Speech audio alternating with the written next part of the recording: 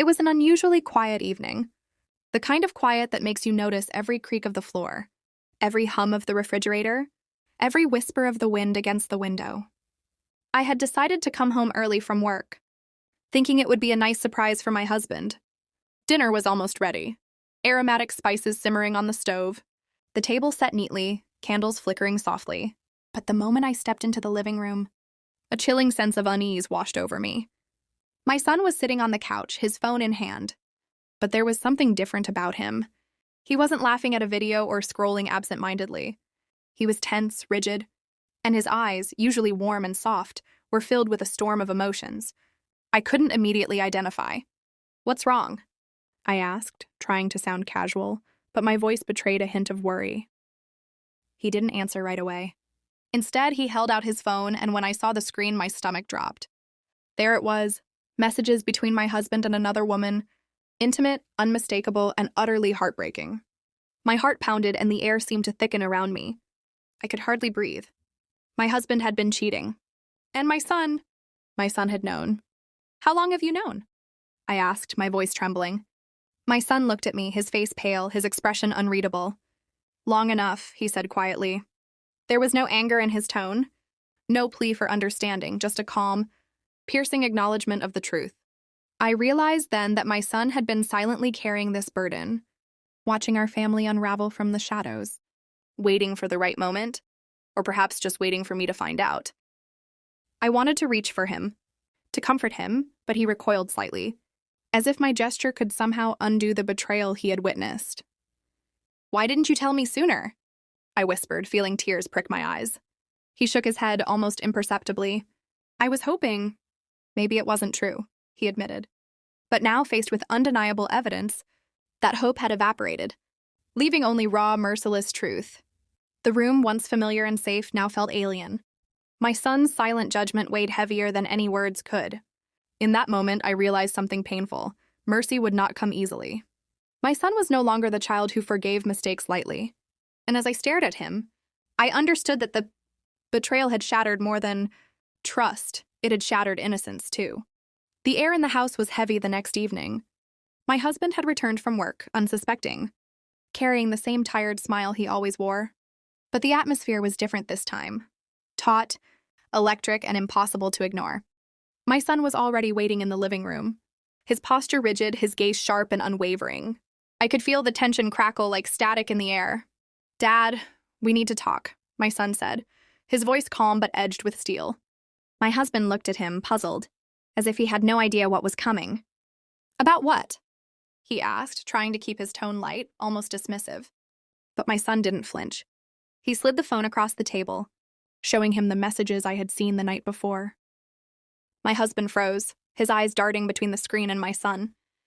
I can explain," he stammered, but even he knew the excuses were hollow. "Explain what? That you've been lying, sneaking around, betraying the people who trusted you most?" My son's voice rose, trembling with controlled rage. "Do you even understand what you've done to Mom, to me?" My husband's face paled. He tried to step forward, but my son held up a hand, stopping him. "Don't move. You don't get to touch me. Not until you face this." There was no malice in his eyes, only the cold precision of someone who had decided mercy was not an option. "You think this is a mistake?" my son continued, his voice echoing in the silent room. "Do you even know how much damage you've caused?"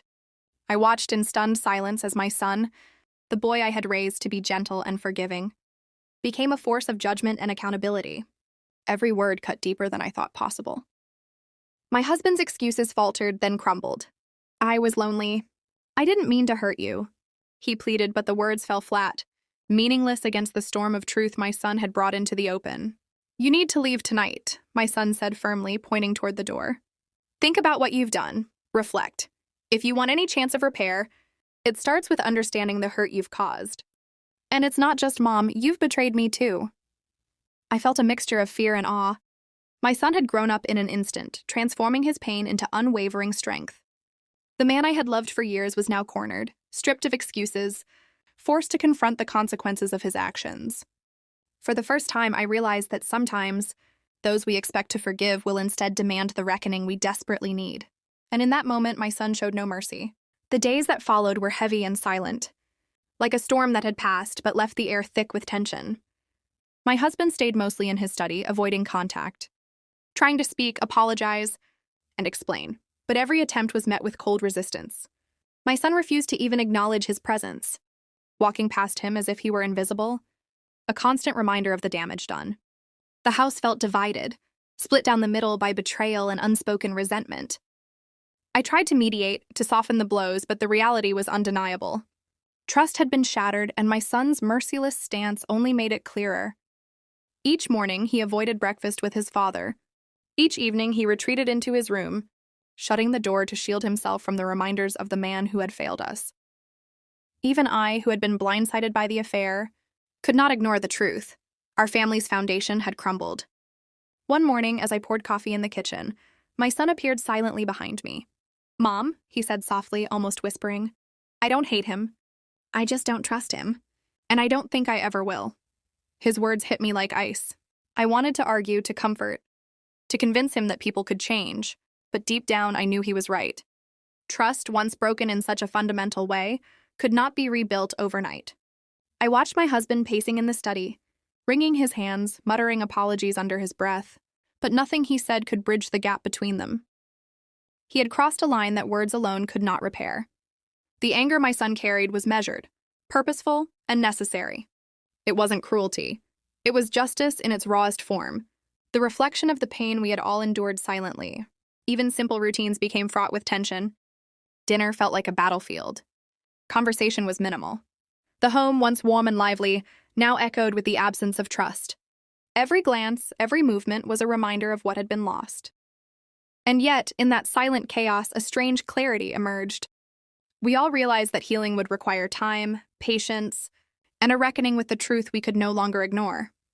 That week, I finally understood the weight of my son's merciless stance. It was a necessary shield protecting him and, in a way, protecting me too. Forgiveness could wait. Survival, understanding, and boundaries had to come first. And in the cold, tense reality of our shattered trust, I saw the first flicker of what might eventually become acceptance, not yet mercy, but the start of moving forward. Weeks passed, and the house slowly settled into a tense, fragile routine. My husband had stopped trying to force apologies or explanations.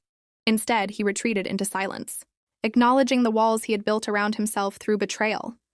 My son, still resolute and wary, maintained his distance, his eyes never straying to show any hint of forgiveness. It was not indifference, it was survival, a way to protect himself from further pain. Yet something had shifted.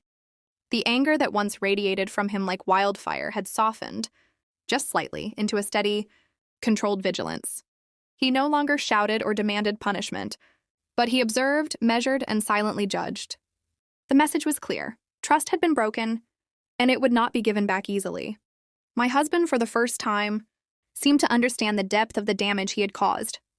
He began seeking therapy, attending support groups, and making small, consistent gestures to rebuild what little he could.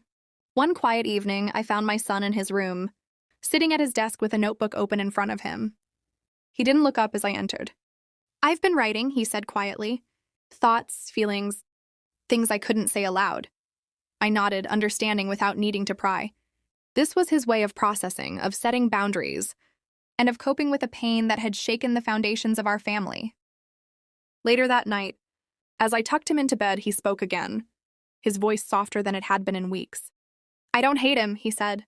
I don't trust him. Not yet, maybe never fully. But I'm learning that I don't have to carry the anger like a weight anymore. I can let it be there, but it doesn't have to define me." I felt a mixture of relief and sorrow. He was still guarded, still wary, but there was a spark of hope, a sign that healing might eventually be possible, even if slowly. For my husband, the lessons were harsh and unrelenting. He realized that mercy is not a right. It is earned, sometimes over years, and sometimes never fully granted. My son's refusal to forgive immediately was painful, but it was a necessary reckoning, one that forced him to confront his actions fully. In the end, our family learned a difficult truth. Betrayal leaves scars that cannot be erased. But boundaries, honesty, and patience can create a path forward. And in the quiet of that night, I understood that healing would be slow, imperfect, and ongoing, but it was possible. My son's merciless stance was not cruelty. It was clarity, strength, and the beginning of survival for all of us.